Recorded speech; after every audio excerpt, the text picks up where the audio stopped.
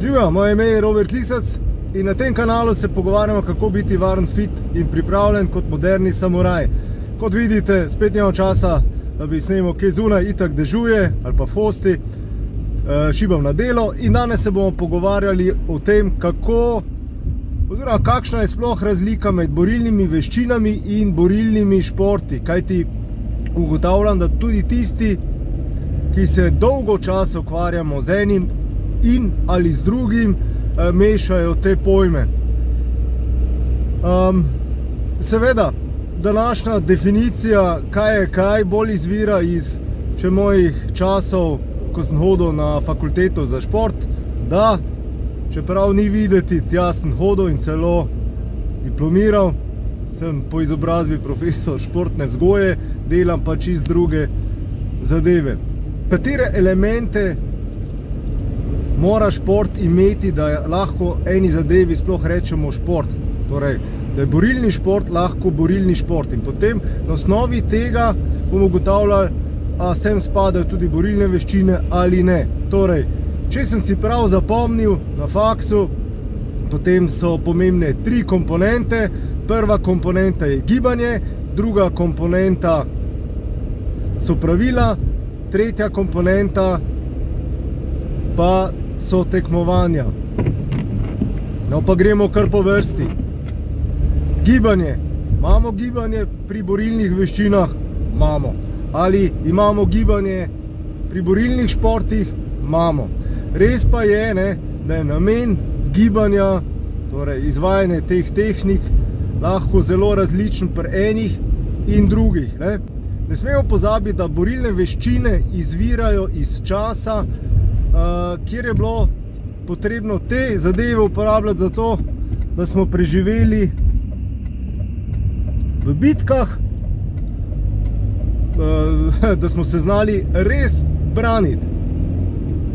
In temu primerne so bile tudi tehnike. Noben se ni sekiral, če bilo treba kjer ga butniti v goltanc, ga zagrabiti za goltanc, pa uničiti goltanc in tako naprej. Tako da tehnike so tukaj bile bistveno drugačne in v športih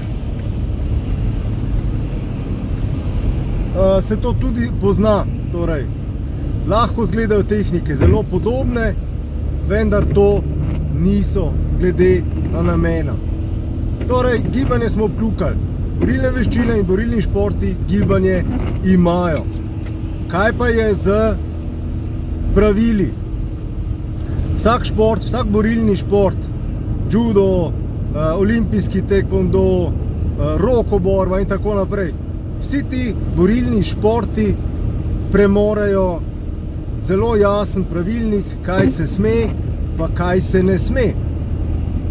Torej, ko sem še treniral judo, je bilo jasno, lahko mečem, lahko izvajam vzvode in ključe, pa še to sam na določene sklepe, ne na vse, pa na določen način, isto mete. Torej, pravila. Kakšna so pa sploh pravila pri borilnih veščinah? Pri borilnih veščinah v bistvu obstajata, če sem malo sarkastičen, samo 2 pravila. Prvo pravilo, ni pravil, drugo pravilo, zmagaj. In zakaj? Ja, zaradi tega, ker hočemo preživeti. No, in kar se tiče teh pravil, je potem tudi tukaj nastala ena velika past, v katero so se ujele dandanes borilne veščine in ne borilni športi, zaradi katere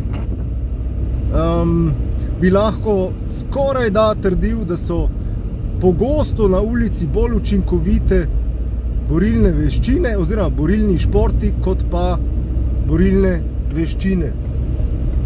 Zdaj vem, zdaj me bojo linčali vse tisti, ki se ukvarjajo z borilnimi veščinami, ampak bom razložil potem na koncu videa. No, potem pa imamo še tekmovanja, torej tretja komponenta. Ali imamo pri borilnih veščinah tekmovanja? Nimamo. Ker ne moreš se iti neke tekme, če so dovoljeni prsti v oči, če je dovoljeno nekaj zlomiti, če je dovoljeno fish hooking, ne, da ti kje raztrga pač ustnico. Torej, vse te tehnike niso dovoljene na tekmah. Ne? To pomeni, da tekme za ninjutsu ali pa krav mago ali pa podobne reči niso možne.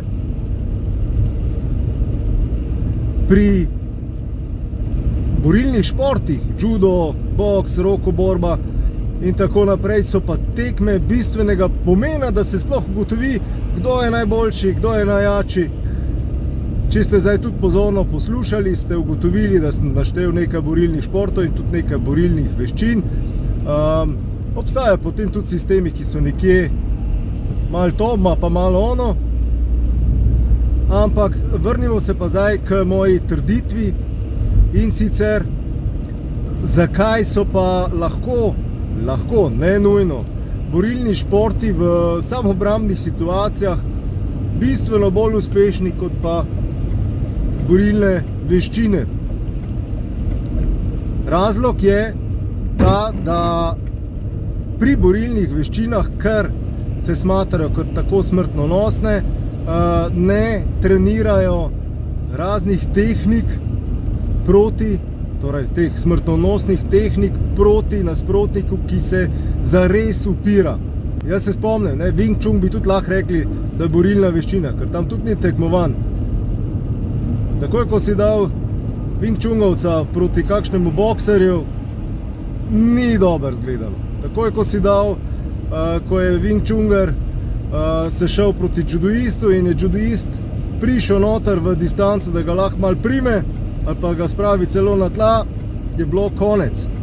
Zakaj? Zaradi tega, ker judoist je navajen se boriti proti nasprotniku, ki se upira 100%. Pri borilnih veščinah pa ta element treninga pogosto manjka. Ne rečem, da ni prisoten. Odvisno je, kdo to poučuje, na kakšen način to poučuje in to je to. Toliko za danes, se vidimo v naslednjem videu in dajte si še pogledati nekaj videov za nazaj, subscribajte se, torej naročite se na moj kanal in se vidimo v naslednjem videu. Čau!